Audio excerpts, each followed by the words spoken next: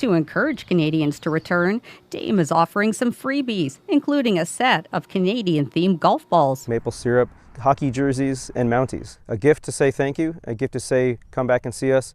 Dame joins many other tourism operators offering perks to woo back Canadians. Look, I respect the effort here, but 3 Callaway golf balls with Canadian images on them isn't enough to get me golfing in the US again. Hell, offer me a free round and I still wouldn't cross the border. And I love golf. It takes a lot for me to turn down a tee time. Besides, I'd probably lose all 3 balls in the same round anyway. Welcome back. Today we've got a few clips from US border town businesses feeling the hit as Canadians continue to stay away. Some of these places depended on our tourism. Now, they're struggling. Some might even shut down. And honestly, sorry, but we warned you. Since the first clip is golf related, I figured I'd feature one of my favorite and most frustrating courses. Furry Creek in Squamish, British Columbia. It's built right into the mountains. And if it looks familiar, yeah, it's the one from Happy Gilmore where Bob Barker beats the shit out of Adam Sandler. If you're a golfer, add it to your list. Just be ready to lose a few balls. Before we get into it, a quick thank you to all our subscribers. The growth of this channel has been unreal. Canadians from coast to coast, and even folks overseas, are clearly fed up too. I'll keep digging into these stories and calling out the bullshit when I see it. If you found this video useful, give it a like and subscribe. It helps more Canadians and our allies find us. Let's get into the videos. Business is slow at this golf resort in Plattsburgh, New York, about 100 kilometers south of Montreal. Enjoy your day out. Owner Paul Dame says the big problem, Canadian golfers make up about half his business, and many of them are no-shows because they're teed off about U.S. President Donald Trump's tariffs and threats to annex Canada. It would really be Now this is CBC. We all know it's Canadian. And unlike U.S. media, they don't shy away from calling out the annexation threats or the 51st rhetoric. Let's keep it going. a wonderful marriage. They don't like being picked on, and to be honest, I can't really blame them. To encourage Canadians to return, Dame is offering some freebies, including a set of Canadian-themed golf balls. Maple syrup, hockey jerseys, and Mounties. A gift to say thank you, a gift to say come back and see us. Dame joins many other tourism operators offering perks to woo back Canadians. In April, the number of return trips Canadians made to the U.S. plummeted by close to a third compared to the same period last year. Just an hour from Montreal.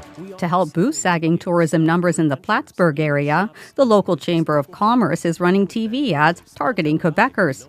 And on Sunday, it plans to launch a webpage listing local businesses offering exclusive discounts for Canadians. It's obvious U.S. businesses are scrambling to get us back. Free golf balls, TV ads, new websites, you name it. Yeah, they need us. But here's what they're ignoring. We Canadians still have to cross the damn border. And a lot of us don't want to deal with that anymore. Car searches, phone checks, getting profiled. It's not just a trip, it's a hassle. It's a risk. Instead of throwing bribes our way, maybe start pushing your own government to fix the mess. That would actually make a difference. We have lodging properties who are offering at-par rooms or discounted room rates. We understand that there were feelings hurt, but understand the Plattsburgh and the Adirondack region value you. The state of California is running a similar campaign, which includes a friendly ad, Thank you, Canada, and a webpage listing more than 1,000 hotels and attractions, offering Canadians discounts of up to 40%. We just want to send the welcome mat that we love having our Canadian friends.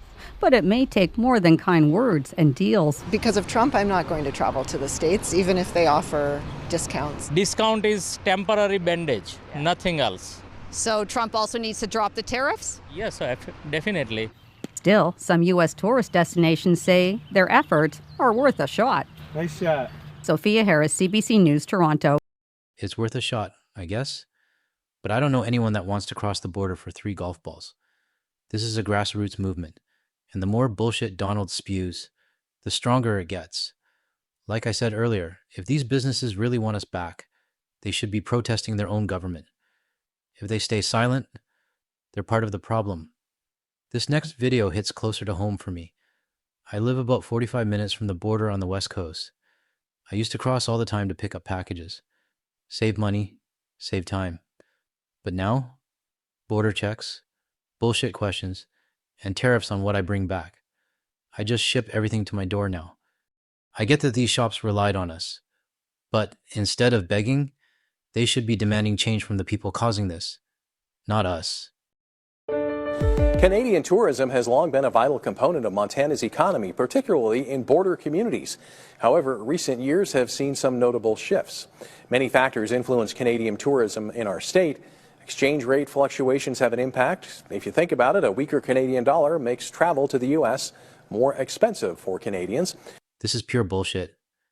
The Canadian dollar a year ago was 0.733.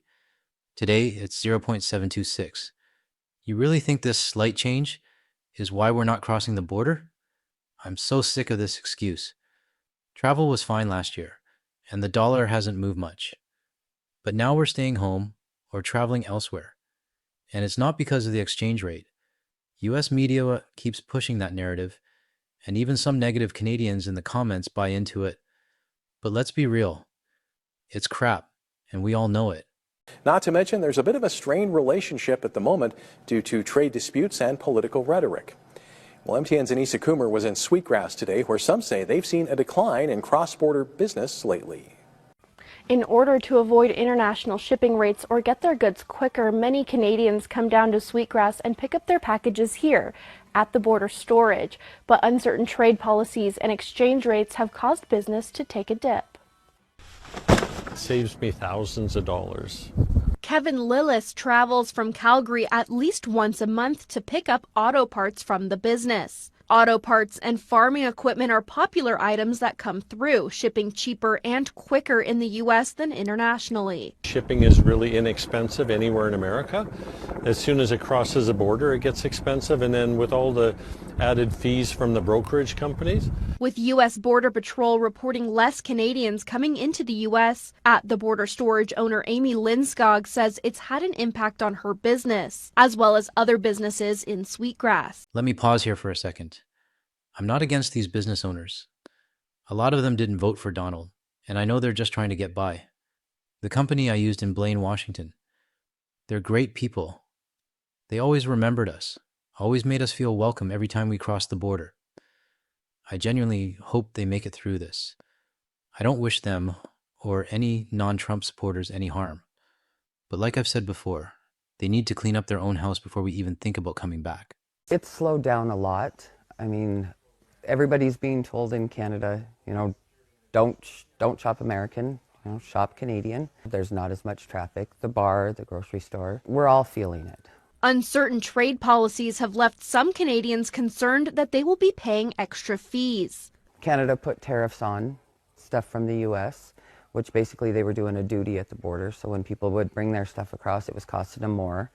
Reports of some Canadians being searched or even detained at other ports of entry in the U.S. have also deterred some visitors from making the trip. However, Lindskog says none of her customers have reported any issue with border crossing. I sure don't have any trouble at the border. They just ask me where I'm going, what I'm doing, and they just let me come on through. I'm not trying to offend anyone here, but let's be real. You probably haven't had issues at the border because you're white. Racial profiling is real. It sucks to say it, but it's the truth. You might breeze through, but for people of color, it can be a whole different experience. So what's the takeaway from all this? These U.S. businesses need us. But for Canadians to come back, there needs to be real change in the White House. And let's be honest, we're stuck with this shit for another 4 years. So the boycott continues, and I'll keep calling out the bullshit coming from the South. If you found this video helpful, hit like and subscribe. It helps get our message out to more Canadians and our allies around the world. Thanks for watching. See you in the next one.